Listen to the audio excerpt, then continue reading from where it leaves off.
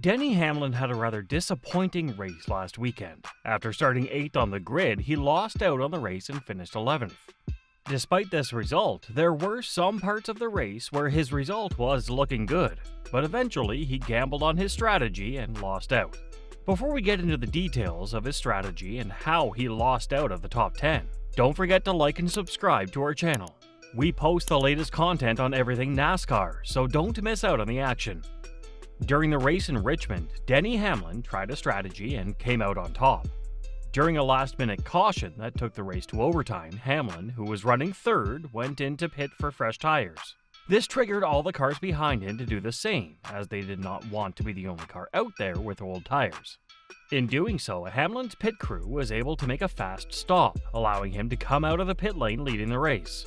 This strategy led to him winning the race, but also led to his teammate, Martin Truex Jr., losing the race after leading 228 laps.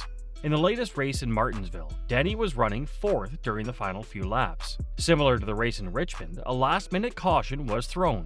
Reacting to this, Denny thought he would once again cause confusion by pitting and making everyone behind pit as well. However, during this time, none of the drivers fell for it. They continued on in the race. This left Denny Hamlin to finish the race in 11th.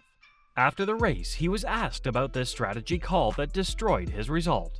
To this, he replied, "We were just trying to make a call there to drag some others down with us. But with the tire wear not being much of anything, it's probably a stretch to think others were gonna pit with us. But that was our strategy," Hamlin explained. "We knew we weren't going to win. We were trying to do anything we could to win. So Chris's strategy is we're not going to win if we restart 4th on old tires. So pit. Try to drag 7-8 cars if we could possibly do that. Nobody else pitted. So everyone else with old tires just finished up front. We did all we could. We made our call last week, and a great pit crew last week got us a win, and this week just didn't work out." His crew chief, Chris Gabehart, also responded to this strategy call. He said, "We have 2 wins. We're going to have to restart 4th there." Gabehart said, "I told Denny, if no one in front of you pits, which we'd restart 4th, pit and try to make something happen, because 4th or 5th is no different to us than 10th or 11th, since we have 2 wins.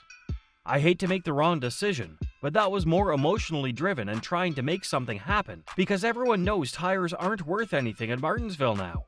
We're split-stinting green flag runs now at Martinsville, and that's asinine, truthfully. But nevertheless, that's the box we were in, and trying to make something happen at the end." It seems like the entire team was in agreement with this strategy call. While running 4th, there was no way Denny would have won the race. Although he did win the second stage, he was not able to stay ahead after pitting for fresh tires.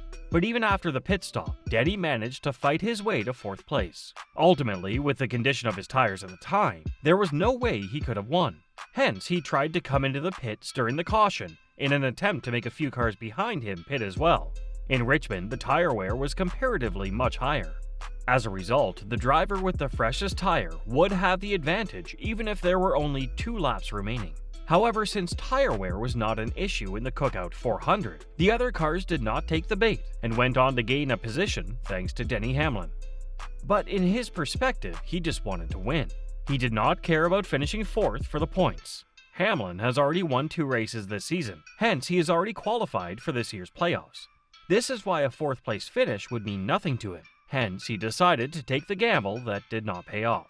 William Byron, who started all the way down in 18th, went on to win the race. He admitted to having second thoughts about jumping the start during the restart after the caution.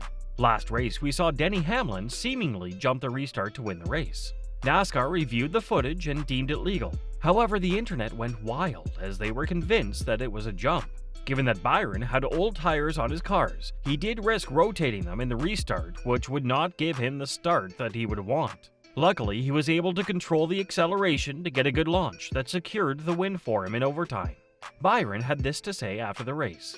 "I didn't want to jump because I knew that I'd be the first example made. At the same time, I was just thinking about how I cannot spin my tires. How can I get a good launch? I got an okay launch. I got to look back at it. I feel like the guys around me, knowing the restart zone, knowing the position I'm in, being vulnerable with what happened last week. They took advantage of that, and they had a little bit better launch than me. So yeah, it stinks that things like that happen. And you have to kind of adjust, but that's just the nature of competition. In his statement, he went on to criticize the officials for deeming Denny Hamlin's restart legal in Richmond. Although Denny was not able to win the race this time, it seems as though his problems started even before the race. I'm really not sure. Certainly, we had some engine mapping issues coming to pit road that really slowed down how well I did on pit road. So we gotta look into that, but I'm not really sure who pitted when and who gained what advantage. I'll have to kind of break it down once I get back. With engine issues, even before the race started, he had his work cut out for him. But credit to Denny, he did manage to give a fight for the lead of the race. Hamlin's crew chief, Chris Gabehart, provided further info on the issue faced by the number 11 car. Yeah, it was bucking really bad on pit road all day.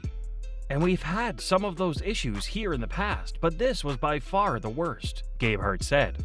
His pit road speed was probably subpar by a good bit, and the data looked like it was. And then the pit crew had a bit of a slower stop than the Hendrick guys, who nailed it. We came one lap later than those guys too, and as the leader with a 2-second lead, you're kind of a sitting duck because we were willing to give them one lap, and if everything worked out at the end, we should have come out barely in front, but we didn't. Hamlin lost the fight for the lead when he came into the pits on lap 299. While coming out of the pit road, he found himself well behind William Byron. The number 24 car decided to pit 2 laps before Hamlin to undercut. Before we go further, let's see what an undercut is. This is a method to overtake a driver ahead by pitting earlier. For example, when car A is trying to overtake car B, the former will perform an undercut by pitting a few laps earlier than expected. This gives car A fresh tires, which lead to faster lap times. Car B, on the other hand, will still be on the old tires with slower times than car A. Hence, when car B does decide to pit, car A would have passed him before he came out of pit road. William Byron used this tactic to get past Denny Hamlin and win the race. After this, Hamlin was not able to catch up to the race leader. Although the decision to pit later than the rest did not work out this time around, there is no doubt that Hamlin and his crew would take that gamble every single time if it provided a chance for a race win. However, some drivers and fans consider the move to be a bit dirty. Instead of beating the drivers out on the track, Denny is attempting to trick them in order to win the race.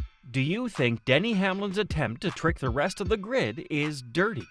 Also, do you think Denny could have had a chance to win the race if he had stayed out in 4th place? Post your thoughts in the comment section below.